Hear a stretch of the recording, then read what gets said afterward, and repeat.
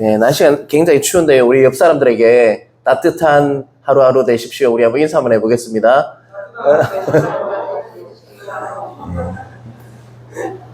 이제 봄이 올라고 이제 마지막 이렇게 추위가 있겠죠. 또 봄에 되면 또 한번 춥겠죠. 좀 있으면 이제 봄이 옵니다. 우리가 읽었던 본문의 1절을 한번 보면요. 사무엘은 누구 앞에 있다라고 얘기하고 있습니까? 예, 엘리 제사장 앞에 있었다. 네, 지금 사무엘이 우리 한나와 엘가나가 사무엘을 소원했던 대로 이렇게 하나님께 드렸잖아요. 그 이후에 지금 사무엘은 어떻게 커가고 있다는 것입니까? 그냥 커가는 것이 아니라 누구 앞에? 엘리 제사장 앞에 있다 이 말은 뭡니까? 누구 앞에 있다는 거예요?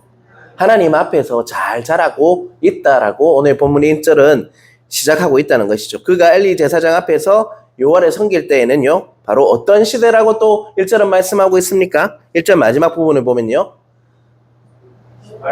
네, 말씀이 희귀하여 이상이 흔히 보이지 않았다라고 말씀하고 있죠. 사무엘이 엘리의 제사장 앞에서 여호와를 섬기던 그때는요, 하나님의 말씀이 희귀했다라고 말씀하고 있죠.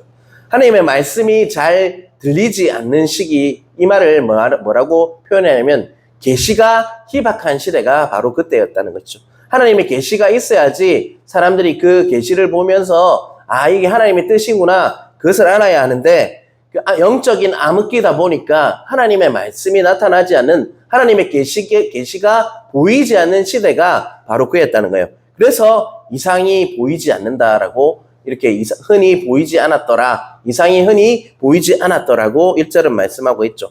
그렇다면 그 이유는 무엇일까요? 자, 그 이유는요, 2절에 나와 있어요.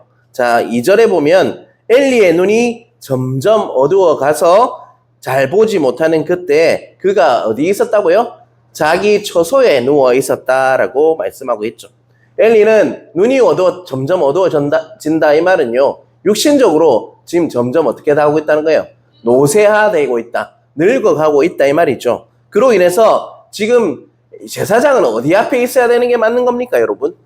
하나님의 그 궤 앞에 있는 것이 제사장이 해야 할 임무이고 하나님의 성전을 돌보고 이렇게 해야 되는데 지금 어디에 누워 있다고 하고 있죠?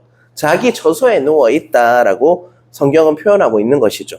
그는 육체적으로 어두울 뿐만 아니라 영적으로도 어떻게 됐다는 겁니까, 여러분? 영적으로도 쇠퇴해서 영적으로 어둡게 되었다라고 오늘 본문은 우리에게 말씀하고 있다는 것입니다. 엘리 제사장의 그 직분은 뭡니까? 대제사장이에요. 그렇다면 그는 이스라엘 백성에게 하나님의 그 말씀을 듣고 뭐 하는 것입니까, 여러분? 그 말씀을 통해서 하나님의 뜻을 알고 하나님의 이상을 보이게 하는 것이 바로 대제사장인데 그 역할을 제대로 하지 못하니까 백성들은 어떻게 됐다는 것입니까? 영적인 암흑기, 영적인 눈이 어두워지고 그래서 말씀이 뭐 하다는 것입니까? 희귀하게 되었다. 오늘 본문은 우리에게 말씀하고 있다는 것이죠. 그렇다면 우리가 살고 있는 이 시대는 어떤 시대라고 여러분 생각하십니까, 여러분? 지금 우리 교회도 유튜브 방송을 이렇게 방송이라고 하기도 어렵지만 유튜브 설교를 이렇게 매주 올리잖아요. 근데 우리 교인들도 듣지만 다른 교인들도 듣는 것 같아요. 내가 보니까. 그래서 그 말씀을 듣고 뭐 이렇게 댓글을 잘 달아주는 분들도 몇 명 있더라고요. 그런데 그렇듯이 유튜브만 틀어도 다른 교회의 목사님들이 어떻게 설교하는지를 다 들을 수 있는 시대가 지금 어떤 시대라는 것입니까? 지금 이 시대. 정말 말씀이 넘치도록 이렇게 말씀의 홍수의 시대가 지금이라고 할 수가 있죠.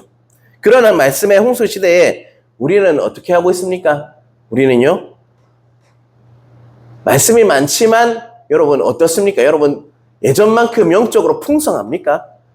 그렇지 않은 것 같아요.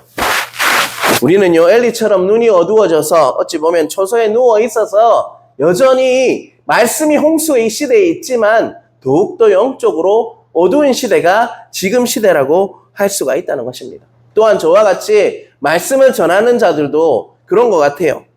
자신의 그 하나님의 말씀을 그대로 전해야 하는데 자신의 그 표현을 관철시키기 위해서 말씀을 전하고 또한 말씀이 하나님의 뜻보다는 자신을 높이기 위해서 말씀을 사용하는 시대가 지금 이 시대라는 생각이 묵상이 되었다는 것입니다. 말씀의 홍수 시대에 살고 있지만 말씀이 희귀한 시대, 말씀에 목마른 시대가 바로 우리가 살고 있는 그런 시대라고 할 수가 있습니다. 여러분, 이러한 시대에 하나님께서는 어떤 사람을 찾고 있을 것 같습니까, 여러분?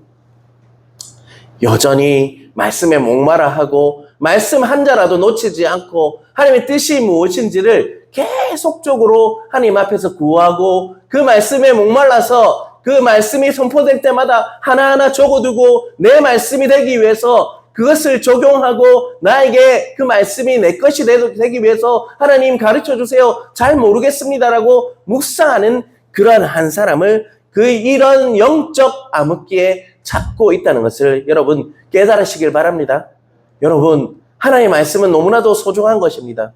여러분, 그냥 흘리지 마시고요. 여러분, 우리의 기억은 한계가 있지만요. 기록은요, 정확합니다. 여러분, 제발 여러분 하실 때 말씀 좀 적어 놓으시면 기억하는 데 도움이 돼요. 저도 예전에 다른 교회에 있을 때 담임 목사님이 설교를 하시잖아요. 일부 예배 때는 교육자들이 다 들어가서 들으니까 다 까먹기 때문에 매주 이렇게 필기를 해놓은 게 저는 가지고 있습니다. 지금 한 번씩 봐요. 여러분, 그러면요, 기억이 다시 나요. 설교할 때 참고도 합니다. 여러분, 적어 놓으십시오.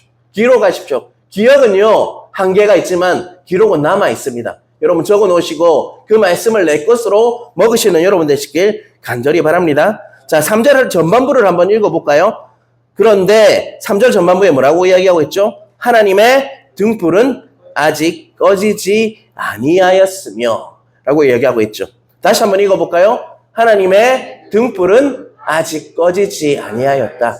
제가 분명히 지금 엘리 제사장이 있는 그 시대가 어떤 시대라고 했습니까? 영적인 암흑기라고 했어요. 그런데 하나님의 등불은 아직 꺼지지 아니하였다. 이 표현은요, 어찌 보면 상징적으로 이렇게 우리에게 말씀하고 있는 이야기라고 할 수가 있습니다. 여러분 한번 1절, 2절이 뭐라고 했죠? 어두운 그런 시대라고 했어요. 그런 어두운 시대에 여러분 한번 상상을 한번 해보십시오. 영화로 치면 아주 이렇게 정말 짙은 어둠이 깔려 있어요. 그런데 지금 어디를 크로즈업 하는 거예요? 하나님의 등불에게 그 카메라를 갖다 대고 이렇게 딱 갖다 댑니다. 그런데 그 어두운 그 상황 속에서 등불은 어떻다고요? 아직 끄지지 않고 반짝반짝 빛나고 있다는 것입니다. 칠흑 같은 어둠을 뚫고 하나님의 등불이 크로즈업 돼서 지금 그 뒤에는 누가 또 있죠, 여러분? 3절 끝부분에 보면 뭐라고 하고 있죠? 3절 끝부분에 사무엘은 하나님의 궤 있는 여호와의 전 안에 누웠다. 그 등불이 누군 것 같습니까? 하나님께서 등불을 하나 남겨두었어요. 남은 자를 하나 남겨두었다는 거예요. 그게 누굽니까? 사무엘이라는 그 선지자를 통해서 그 어두운 그 칠흑과 같은 그런 어두운 시대에 사무엘을 지금 어디 앞에 누워있죠? 지금 여호와의 전 안에 누워있다라고 표현하고 있죠. 엘리 제사장은 어디에 누워있었습니까, 여러분? 자기 처소에 누워있었다면 사무엘은요, 지금 어디에 누워있죠? 여호와의 전 안에 누웠더니라고 분명히 성경은 말씀하고 있다는 것입니다. 여러분, 하나님의 궤는 무엇을 상징합니까? 구약 성경에서 하나님의 영광, 하나님의 임재를 나타내는 것이죠. 시대는 영적으로 암흑과 같은 어두운 시대이지만 하나님의 등불은 꺼지지 않았다. 여전히 하나님의 임재와 하나님의 영광은 끊이지 않았다. 남은 자 사무엘을 통해서 그 임재와 그 영광이 드러나기 시작하는 것을 우리에게 상징적으로 3절 앞부분은 우리에게 말씀하고 있다는 것입니다. 사무엘은 여전히 정말 갈급해서 하나님의 임재가 갈급해서 하나님 전안에 누워있는 형태로 앉아 있다는 것입니다. 엘리와는 달리 그는 하나님 앞에 머물러서 하나님을 계속적으로 기다리고 있다는 것을 잊지 않으시는 여러분 되시길 바랍니다. 그렇게 하나님 앞에 머물러 있는 사무엘에게 소리가 하나 들렸습니다. 4절을 한번 보면요, 제가 읽겠습니다. 여호와께서 사무엘을 부르시는지라 그가 대답하되 내가 여기 있나이다 이렇게 이야기했어요. 그리고 나서 5절에 보면요, 사무엘을 분명히 부르셨는데 누구에게 달려갔다고 이야기하고 있죠? 5절 제일 앞에 보면 엘리에게로 달려가서라고 5절에 보면 엘리에게로 달려갔다라고 이야기하고 있습니다. 제사장님 나를 부르셨습니까?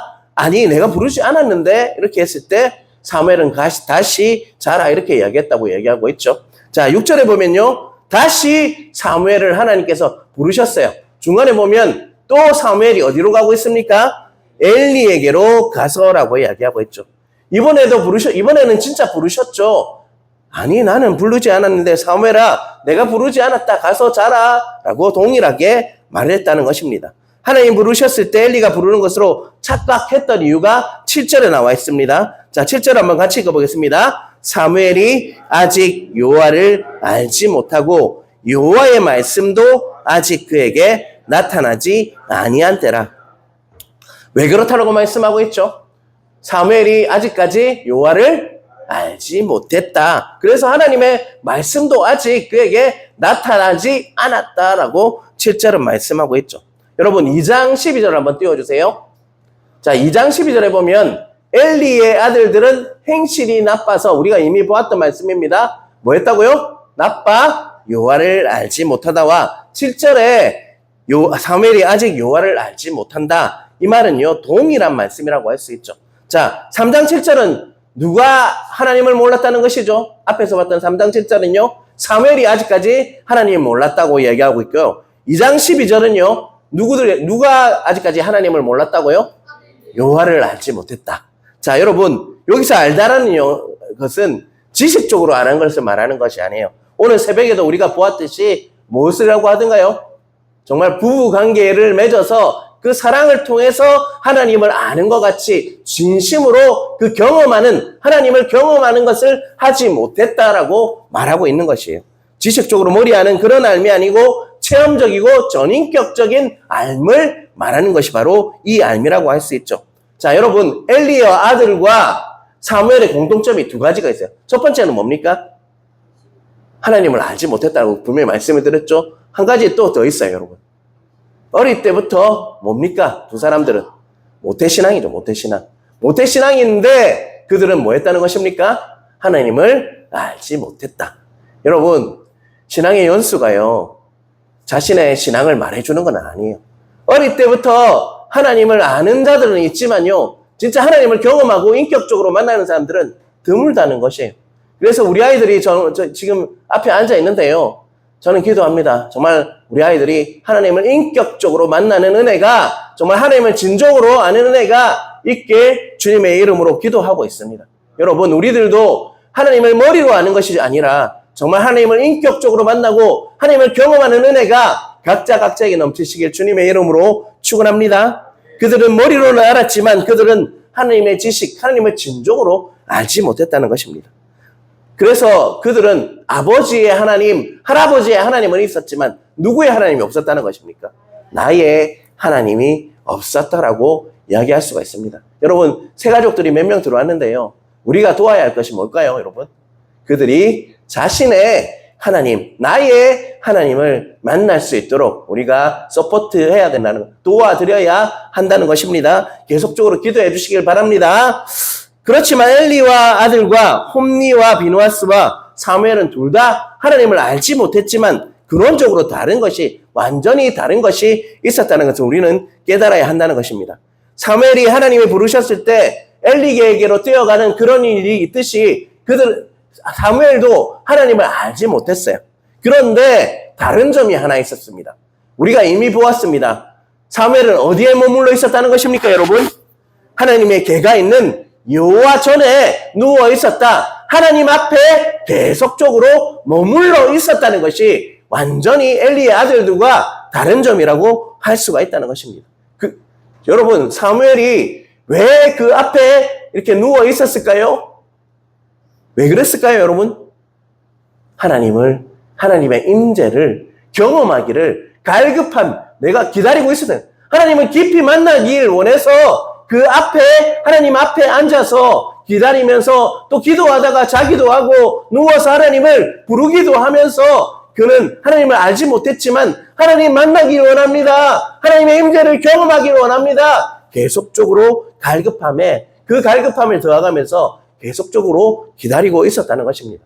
그만큼 우리가 하나님 앞에 뭐가 중요하다는 것입니까? 머물러 있는 것이 너무나도 우리 신앙에 있어서는 너무나도 중요하다는 것을 잊지 마시길 바랍니다. 여러분, 우리가 은혜 받을 수 있는 방법은요, 어디에 있어야 할까요, 여러분? 하나님 앞에 머물러 있어야 한다는 것입니다. 여러분, 교회에 있거나 집에 있거나 하나님 앞에 머물러 있는 여러분 되시길 간절히 바랍니다. 직장에 있어도 하나님 앞에 충분히 머물러 있을 수 있습니다. 여러분, 하나님은 내 마음을 보시잖아요. 내 마음이 어디에 있는지가 더 중요하다는 것입니다. 여러분, 하나님 앞에 내 마음이 머물러 있어서 내가 직장에 비록 운전을 하고 있지만 기도할 수 있잖아요. 또 정말 설거지 하면서도 찬양할 수 있잖아요. 또 우리가 집에 있으면서도 말씀을 보면서 묵상할 수 있잖아요. 그것이 하나님 앞에 머물러 있는 것이라는 것입니다. 여러분들 하나님 앞에 매일매일 머물러 있으시는 여러분 되시길 간절히 바랍니다. 하나님의 등불은 끄지지 않았다고 했는데요. 그 이유는요, 바로 사무엘이 하나님 앞에 머물러 있었기 때문이다라고 말씀하고 있다는 것입니다. 여러분, 예전에는요, 우리 교회는 장의자가 끌려 있잖아요. 지금도 뭐 이렇게 담요도 있고 이런데, 제가 신평로교회 출신이었거든요. 이번 주 주일날 올라오신 집사님이 한 분 계셨잖아요. 그분이 이렇게 행정을 담당하시는 분이어서 잘 알지만, 그 교회 가면 밤이 12시가 돼도 할머니들이 계속적으로 머물면서, 그분들이 항상 기도하는 건 아니더라고요. 또 가보니까 졸기도 하고 막 이렇게 코 골고 주무시기도 해요. 그런데 그들은 어디 있었다는 것입니까? 하나님 앞에 머물러 있었다는 거예요. 그것이 회복돼야 합니다, 여러분. 우리 교회에 와서 주무시라는 말이 아니라 여러분이 어디에 있건 간에 그 마음이 항상 하나님의 앞에 머물러 있는 그 마음이 유지되어야 한다는 것입니다, 여러분. 제가 하양조항교회에 올라오기 전에 감림산 기도원을 간 적이 있어요. 그러니까 제가 2년 전이죠, 맞죠, 벌써? 2023년 이렇게 청빙을 받고 여기에 11월 11일 날 오기 전까지 감림산 기도원에 있었어요.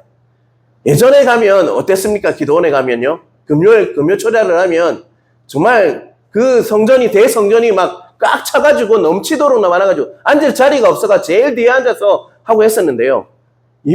그때 한 2년 전에 갔을 때는 어땠는 줄 아십니까? 정말 그 큰 성전에서 드릴 수가 없어서 너무 사람이 적어서요, 작은 성전에 가서 그곳에 갔는데도요 10명 남짓 있더라고요. 그만큼 지금 우리나라가 어떻다는 것입니까? 하나님 앞에 머물러 있는 사람이 부족하다는 것입니다. 예전에는 집을 위해서도 기도했다가, 교회를 위해서도 기도했다가, 우리 대한민국도 기도했다가, 또 그러다가 졸다가 또 일어나서 기도하시다가, 그런 분들이 너무 많았는데 지금 그런 분들이 너무 없다는 것입니다. 여러분, 우리나라가 왜 이렇게 시끄럽습니까, 여러분?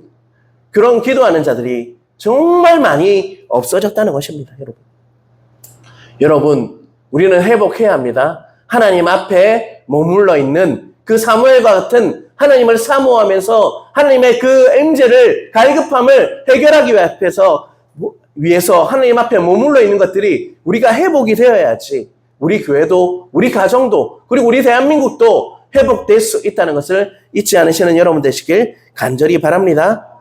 자, 여호와 앞에 머물렀던 사무엘에게 세 번째로 여호와 하나님께서 찾아오셔서 그를 부르셨습니다.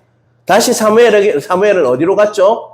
엘리에게로 갔다는 것이죠. 하지만 엘리가 이번에는 이렇게 이야기했습니다. 사무엘아, 지금 너를 부르는 것은 내가 아니라 하나님이시다. 다시 너를 부르면 하나님께로 나아가라 라고 말씀하고, 그리고 10절을 우리 한번 같이 읽어보겠습니다. 자, 같이 읽겠습니다. 여호와께서 임하여 서서 전과 같이 사무엘아 사무엘아 부르시는지라. 사무엘이 이르되 말씀하옵소서, 주의 종이 듣겠나이다. 다시 한번 우리 같이 읽어볼까요? 말씀하옵소서, 주의 종이 듣겠나이다. 다시 한번 우리 한번 같이 읽어보겠습니다. 말씀하옵소서, 주의 종이 듣겠나이다. 제 책상에 이전교회에 있을 때 이 말씀을 포스트잇으로 딱 붙여서 항상 붙여놨어요. 말씀하옵소서, 주의 종이 듣겠나이다. 여러분의 고백도 이런 고백이 여러분의 고백이 되길 주님의 이름으로 축원합니다. 주님께서 말씀하실 때 듣는 것이 최고의 복입니다. 여러분, 기도의 핵심은요, 우리 말만 늘어놓는 것이 아니라 여러분 듣는 것입니다. 참 공교롭게도 오늘 새벽에도 동일한 말씀이 선포되었어요. 그죠? 여러분 알고 있죠?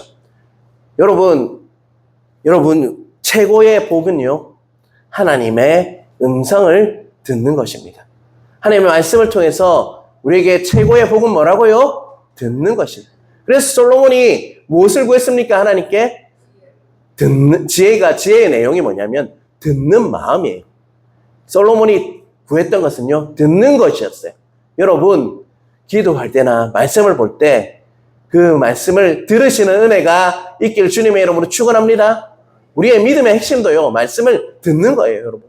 그것을 들으심으로 하나님의 음성을 통해서 하나님의 뜻을 알아가며 신앙생활을 하는 것이 최고의 복임을 잊지 않으시는 여러분 되시길 간절히 바랍니다. 우리의 기도는 어떻습니까? 딱 앉습니다. 하나님 아버지 이렇게 하면서 브라브라브라 자신의 기도 제목을 막 늘어놔요. 그리고 나서 하나님께서 말씀하실 것이 있는데도 예수님의 이름으로 기도드립니다 하고 나가버리잖아요. 그게 아니라 하나님께서 이렇게 구했다면 우리는 어떤 시간이 필요한 것 같습니까? 하나님의 듣는 시간이 필요하다는 것입니다.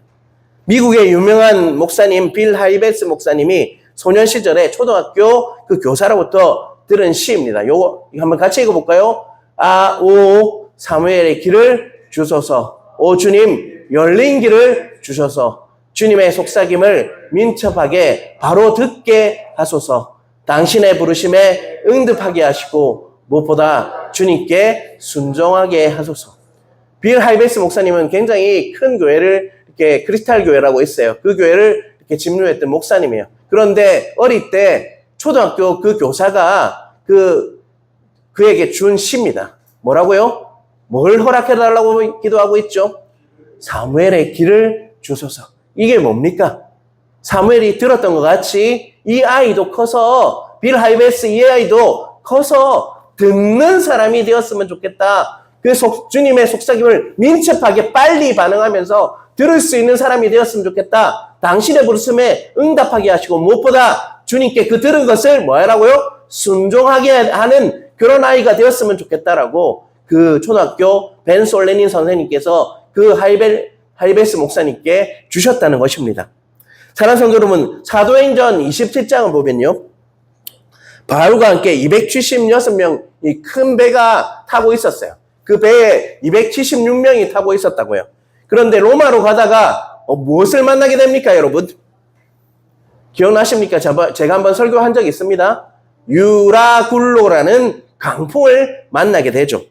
배에 탄 사람들이 살기 위해서 모든 일을 다 해봐요. 그럼에도 불구하고 그 폭풍이 너무 심하니까 그 성경은 뭐라고 이야기하고 있냐? 구원의 여망이 없었다라고 이렇게 표현하고 있어요. 사도행전 27장을 보시면 뭐라고요? 구원의 여망이 없었다. 이 말은 뭡니까? 사는 것을 포기했다는 거예요. 이제 죽겠구나. 아무 소망이 없구나. 이젠 죽는구나. 라고 이렇게 이야기했어요. 자, 그랬을 때 그 시련의 밤에 하나님께서 바울에게 무엇을 주셨냐면, 자, 사도행전 17장 24절 띄워주시기 바랍니다. 같이 읽겠습니다. 바울아, 두려워하지 말라. 내가 가이사 앞에 서야 하겠고, 또 하나님께서 너와 항해하는 자들을 다 내게 주셨다 하였으니, 바울은 무엇을 들은 것 같습니까, 여러분? 하나님의 말씀을 통해서 하나님의 음성을 들었다는 것입니다. 정말 시원하기와 같은 그 하나님의 그 세미한 음성을 들었어요. 그 이후에 바울은 어떻게 됐습니까, 여러분? 두려워하지 말라라고 했다는 것은 두려워하고 염려하고 걱정이 있었어요. 그런데 담대해졌다는 것입니다. 그 하나님의 음성을 듣고 난 후에 그 상황과 환경이 그를 침몰시키지 못했어요. 그는 그 하나님의 음성을 통해서 뭐 했다고요? 담대해졌다는 것입니다. 그리고 나서 이 말씀을 그 배에 타고 있는 말씀, 모든 사람들에게 선포하고 있습니다. 25절을 같이 읽겠습니다. 띄워주세요. 그러므로 여러분이요, 안심하라. 나는 내게 말씀하신 그대로 되리라고 하나님을 믿노라. 처음에는 누구도 이렇게 두려워했습니까? 바울 자신도 두려워했어요. 그런데 무엇을 들었죠? 그가 하나님의 말씀을 통해서 하나님의 음성을 들으니까 그가 담대해져서 이제는 누구도 위로하고 있습니까? 그 안에 있는 그 모든 사람들에게 하나님이 정말 나에게 이런 음성을 주셨다. 너희들도 괜찮을 거다. 하나님 말씀대로 될 거다. 하나님을 믿어라 라고 위로하는 역할을 하게 되었다는 것입니다. 바울은 구원에 여망이 없던, 아무 소망이 없던, 이제 죽겠구나라고 외치던 그들에게 처음에 자신도 이렇게 두려웠지만 하나님의 음성을 듣고 난 후에 자신도 담대해졌고 그것으로 인해서 남들을 위로하는 자로 설 수가 있었다는 것입니다. 여러분이 지치고 어려워서 구원의 여망이 조차 없을 때 여러분은 무엇을 통해서 무엇을 들어야 할까요? 하나님의 말씀을 통해서 하나님의 음성을 듣는 은혜가 있으시길 주님의 이름으로 축원합니다. 여러분, 오늘 기도회인데요. 우리가 수요 기도회로 매주 모이지 않습니까? 여러분, 무엇을 들어야 할까요?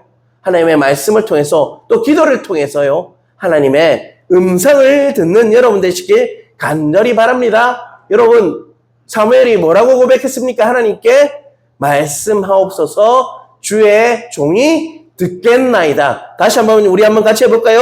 말씀하옵소서 주의 종이 듣겠나이다. 고백이 여러분의 고백이 되시길 주님의 이름으로 축원합니다.